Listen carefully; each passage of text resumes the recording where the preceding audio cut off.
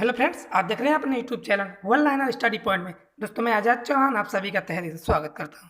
दोस्तों, अगर चैनल पे नए हैं तो चैनल को सब्सक्राइब करिए और बेल आइकन को प्रेस करिए ताकि जब भी मैं कोई नई वीडियो अपलोड करूं तो नोटिफिकेशन आपको मिल जाए। दोस्तों, आज हम देखेंगे मोस्ट इंपॉर्टेंट CDBC क्वेश्चन देखेंगे, बाल मनोविज्ञान। दोस्तों, 55 क्वेश्चन देखेंगे, ठीक है। 55 मोस्ट इंपॉर्टेंट क्वेश्चन देखेंगे प्यारे साथियों। या टेट टेट सुपर टेट में दोस्तों, मैं अगर आप लोग ठान लिए हैं कि मुझे इस बार आने वाली परीक्षा में टेट क्वालिफाई करना है और सुपर टेट में प्रवेश करना है तो चैनल से जुड़िए। मैं भी वादा करता हूं प्यारे दोस्तों कि आपको 100%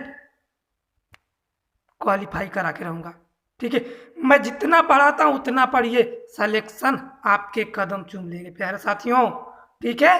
क्वेश्चन जो एग्जाम में बने हैं, जो बने जाने की संभावना है, वही क्वेश्चन हम ज्यादा करके देखेंगे प्यारे साथियों, ठीक है।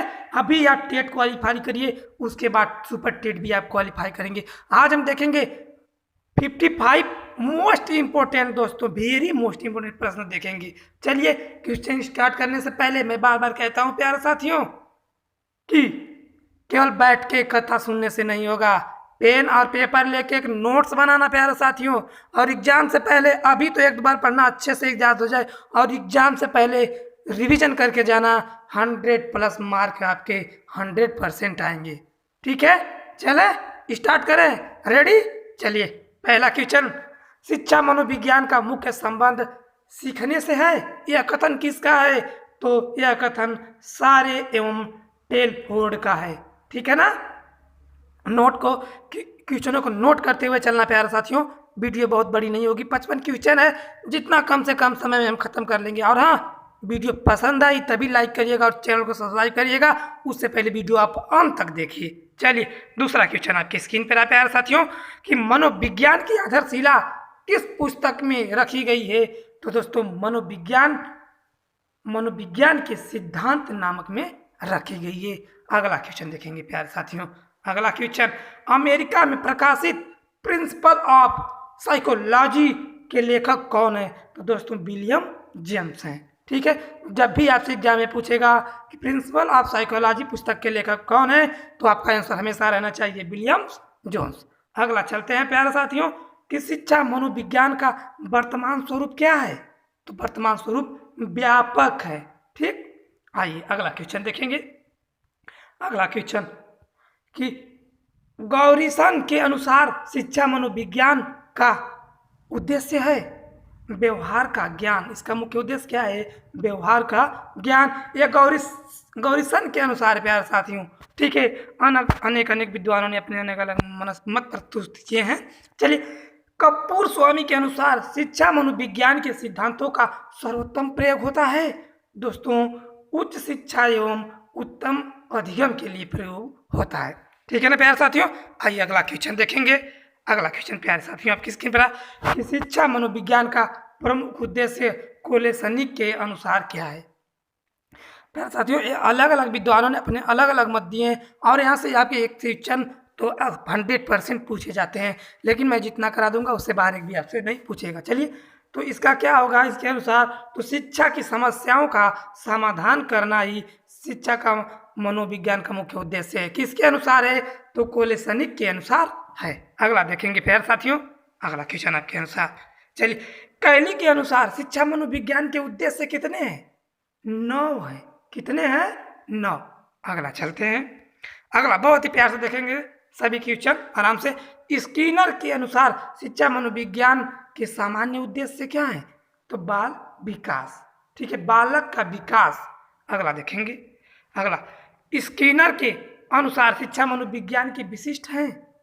तो बालकों के वांछनीय व्यवहार के अनुरूप शिक्षा के स्तर एवं उद्देश्यों को निश्चित करने की सहायता करना। क्या करना प्यारे साथियों? स्किनर के अनुसार आपसे पूछे कि स्किनर के अनुसार शिक्षा के विशिष्ट उद्देश्य क्या है? तो क्या है? बालकों के वांछनीय व्यवहार के अनुसार, या बालकों के जैसा बालक के व्यवहार रहेगा उसके व्यवहार के अनुरूप शिक्षा के स्तर एवं उद्देश्यों को निश्चित करने की सहायता करना, ठीक है। बालक जिस प्रकार समझे उसी प्रकार। अगला देखेंगे प्यारे साथियों। चलिए, गेट्स के अनुसार शिक्षा मनोविज्ञान का हिस्सा है? तो दोस्तों अस्थिर एवं परिवर्तनशील है। ठीक है, अगला चलते हैं, नोट कर लेना प्यार साथियों। चलिए, अवस्था विशेष के आधार पर ही हमें किसी को बालक, युवा या वृद्धा कहना चाहिए। यह कथन किसने कहा है? तो फ्रावेल ने कहा है। अगला चलेंगे प्यारे साथियों, अगला सभी very very most important question. Herbert के अनुसार शिक्षा सिद्धांतों का आधार होना चाहिए? तो मनोवैज्ञानिक होना चाहिए। अगला क्वेश्चन देखेंगे, अगला क्वेश्चन प्यारे साथियों आपकी स्क्रीन पे। मॉन्टेसरी के अनुसार एक अध्यापक द्वारा उस स्थिति में ही शिक्षण कार्य प्रभावित ढंग से किया जा सकता है जब उसे ज्ञात होता है। क्या ज्ञात होता है? कि मनोविज्ञान के प्रयोगात्मक स्वरूप का ज्ञान होता है। ठीक है ना, अगला चलेंगे, अगला क्वेश्चन प्यारे साथियों कि वर्तमान समय में शिक्षा मनोविज्ञान की आवश्यकता है? तो बाल केंद्रित शिक्षा। क्या है? बाल केंद्रित शिक्षा। अगला देखेंगे कि वर्तमान समय में शिक्षा मनोविज्ञान की आवश्यकता समझी जाती है। तो वर्तमान समय में मनोविज्ञान की आवश्यकता क्या समझी जाती है? तो सर्वांगीण विकास समझी जाती है प्यारे साथियों। अगला देखेंगे, अगला क्वेश्चन आपकी स्क्रीन पर। शिक्षा मनोविज्ञान का प्रमुख लाभ है? तो शिक्षक शिक्षार्थी मधुर संबंध। क्या है? शिक्षक और शिक्षार्थी में मधुर संबंध। अगला देखेंगे प्यारे साथियों, अगला क्वेश्चन आपका 18वां नंबर आपके क्वेश्चन पे।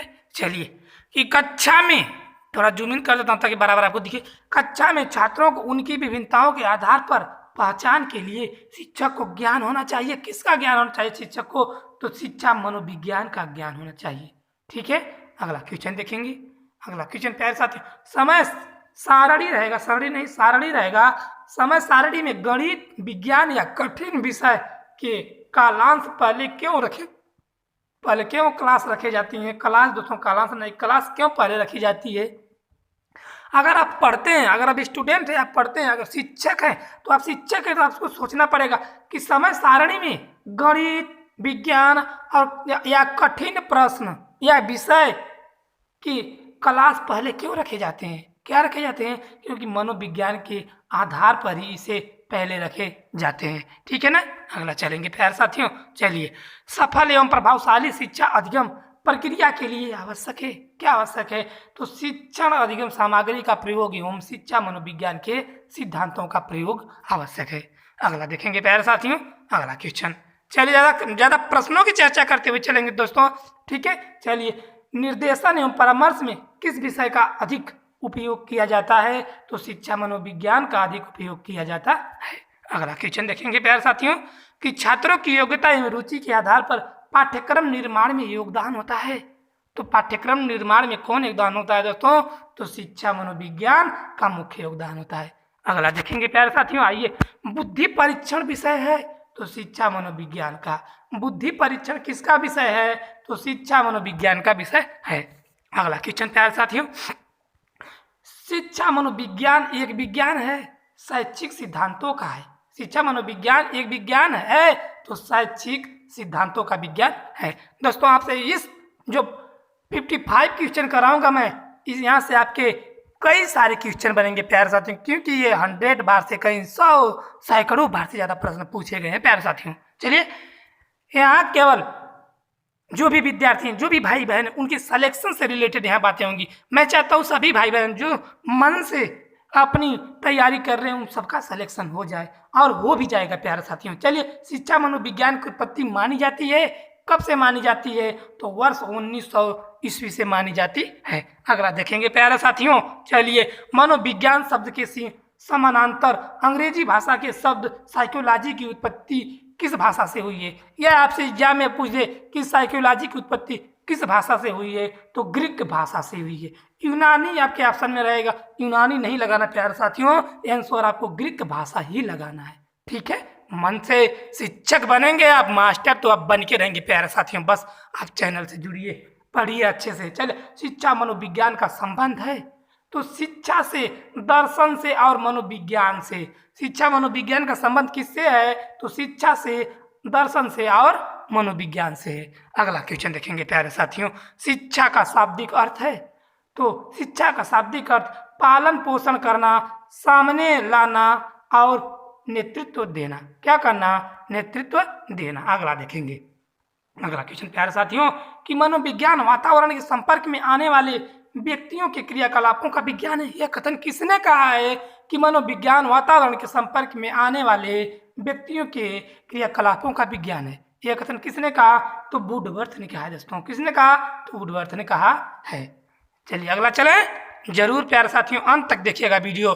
चलिए, मनोविज्ञान शिक्षा का आधारभूत विज्ञान है। यह कथन किसने कहा है? तो स्किनर ने कहा है। कथन से दोस्तों आपका कई क्वेश्चन एग्जाम में पूछे जाते हैं, तो मैं नहीं चाहता हूं कि ऐसे क्वेश्चन आप प्यारे साथी गलत करें। ठीक है, चलिए। शिक्षा मनोविज्ञान की विषय सामग्री का संबंध है। किससे है? तो सीखना से है। ठीक है, आगे चलते हैं। सभी वेरी मोस्ट इंपोर्टेंट क्वेश्चन है प्यारे साथियों। चलिए 32 नंबर क्वेश्चन आपकी स्क्रीन पर। शिक्षा मनोविज्ञान में जिन बालकों के व्यवहार का अध्ययन किया जाता है वह मंद बुद्धि, पिछड़े हुए और समस्यात्मक हैं। अगला चलेंगे प्यारे साथियों। सीखने की प्रक्रिया के अंतर्गत शिक्षा मनोविज्ञान का अध्ययन करता है। किसका अध्ययन करता है शिक्षा मनोविज्ञान? तो प्रेरणा व पुनर्बलन के प्रभाव का अध्ययन करता है। ठीक है ना। चलिए, उम्मीद करता हूँ दोस्तों वीडियो अच्छी लग रही होगी। अभी मत लाइक करिएगा, अंत तक देखिए। अच्छी लगी तब लाइक करिएगा, चैनल को सब्सक्राइब करिएगा प्यारे साथियों। चलिए, मनोविज्ञान मन का विज्ञान है। यह कथन किसने कहा है कि मनोविज्ञान मन का विज्ञान है? तो दोस्तों अरस्तु ने कहा है कि मनोविज्ञान मन का विज्ञान है। अगला चले ना। आइए अगला क्वेश्चन प्यारे साथियों, सभी वेरी मोस्ट इंपोर्टेंट है। शिक्षा मनोविज्ञान अध्यापकों की तैयारी की आधारशिला है। यह कथन किसने कहा है कि शिक्षा मनोविज्ञान अध्यापकों की तैयारी की आधारशिला है? तो स्किनर ने कहा था प्यारे साथियों। ठीक है, स्किनर ने कहा था। नोट करिएगा प्यारे साथियों, वीडियो एक बार नहीं 2 बार आप देख लेना, लेकिन क्वेश्चन को नोट करना। एग्जाम से पहले रिपीट करके जाना, अच्छे से पढ़ के जाना। मैं कह रहा हूँ गारंटी 100% है कि आप जो भी टेट का परीक्षा रहेगा, यूपी टेट, सी टेट, कोई भी टेट रहेगा, आप अच्छे नंबर से क्वालिफाई करेंगे प्यारे साथियों। चलिए अगला क्वेश्चन है 36 का, बताइएगा, नोट कर लीजिएगा कि मनोविज्ञान शिक्षा के क्षेत्र में सहायता देता है तथा बताता है। तो किसने कहा?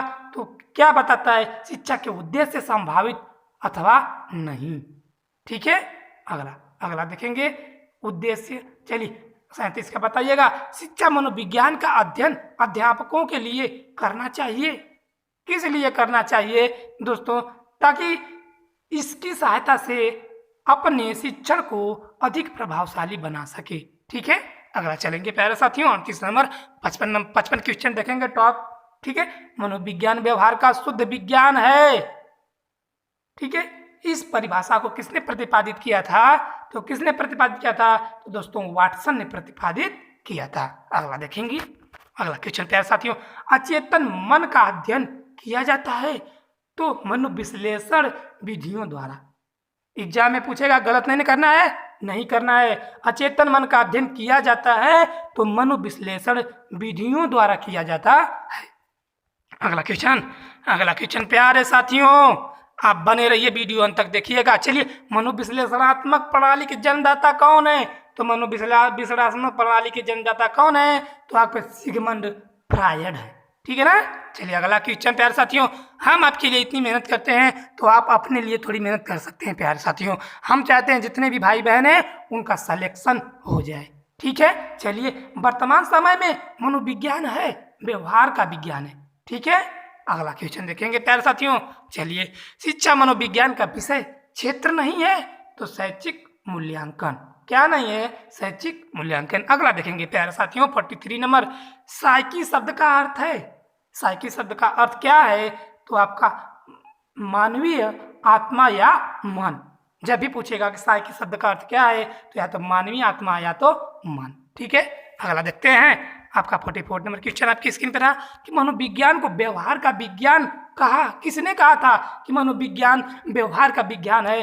तो वाटसन ने कहा था प्यारे साथियों कि मनोविज्ञान व्यवहार का विज्ञान है। अगला क्वेश्चन देखेंगे। अगला क्वेश्चन दोस्तों, मनोविज्ञान किसका विज्ञान है? तो आत्मा का विज्ञान है, मन का विज्ञान है और चेतना का विज्ञान है। मनोविज्ञान किसका विज्ञान है? तो आत्मा का विज्ञान है, मन का विज्ञान है और चेतना का विज्ञान है। ठीक है ना। अगला चलते हैं प्यारे साथियों। मानव मन को प्रभावित करने वाला कारक है तो व्यक्ति की रुचियां, अभिक्षमताएं, अभियोग्यताएं व वातावरण, ये सभी मानव को मानव के मन को प्रभावित करने वाले कारक हैं। अगला देखेंगे प्यारे साथियों। चलिए, कि मनोविज्ञान को शुद्ध विज्ञान माना है, तो जेम्स ड्रेवर ने मनोविज्ञान को शुद्ध विज्ञान माना है। अगला देखेंगे। चलिए, शिक्षा मनोविज्ञान मनोविज्ञान का अंग है। शिक्षा मनोविज्ञान क्या है? तो मनोविज्ञान का अंग है। ठीक है। चलिए अगला क्वेश्चन देखेंगे। शिक्षा मनोविज्ञान की प्रकृति से संबंध में कहा जा सकता है, तो दोस्तों यह सर्वव्यापी है तो सार्वभौमिक भी है। क्या है? शिक्षा मनोविज्ञान की प्रकृति से संबंध में कहा जा सकता है, तो दोस्तों यह कहा जा सकता है यह सर्वव्यापी है तो सार्वभौमिक भी है, दोनों है। ठीक है। आगे चलते हैं। चलिए, कि मनोविज्ञान के अंतर्गत किसका अध्ययन किया जाता है, तो मानव का अध्ययन किया जाता है। ठीक है ना प्यारे साथियों। चलिए अगला क्वेश्चन है कि शिक्षा मनोविज्ञान के अध्ययन के उद्देश्य हैं। शिक्षा मनोविज्ञान के अध्ययन के मुख्य उद्देश्य क्या है, तो दोस्तों विद्यार्थियों द्वारा किसी बात के सीखे जाने को प्रभावित करना। ठीक है। आगे चलते हैं। मनोविज्ञान शिक्षा के क्षेत्र में सहायता देता है तथा स्पष्ट करता है। शिक्षा के उद्देश्य की संभावना को स्पष्ट करता है। और ठीक है। चलिए आपसे अगला क्वेश्चन है दोस्तों। चलिए अगला क्वेश्चन बताइएगा। शिक्षा मनोविज्ञान के अध्ययन प्रत्यक्ष आवश्यकता नहीं है। शिक्षक को चलिए फिर से पढ़ लेते हैं। शिक्षक को शिक्षा मनोविज्ञान के अध्ययन की प्रत्यक्ष आवश्यकता नहीं है, तो शारीरिक सुडौल की आवश्यकता नहीं है, बाकी सबकी आवश्यकता है। ठीक है ना। चलिए, शिक्षा मनोविज्ञान का क्षेत्र है तो क्या है? व्यापक है। ठीक है प्यारे साथियों। अगला क्वेश्चन देखेंगे। लास्ट क्वेश्चन दोस्तों आपकी स्क्रीन पर रहा कि शिक्षा मनोविज्ञान का प्रमुख उद्देश्य क्या है, तो बाल केंद्रीय शिक्षा का विकास।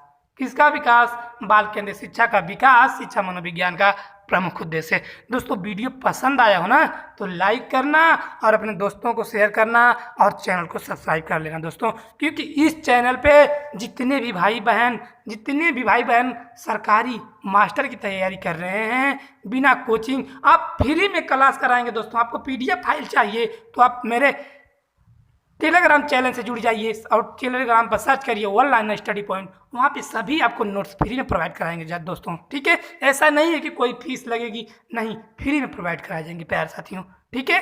तो चैनल से जुड़िए और अपने परिवार से लोगों को भी जुड़ाइए। ठीक है ना। चलिए मिलेंगे दोस्तों अगली वीडियो में। इसी के साथ जय हिंद, वंदे मातरम।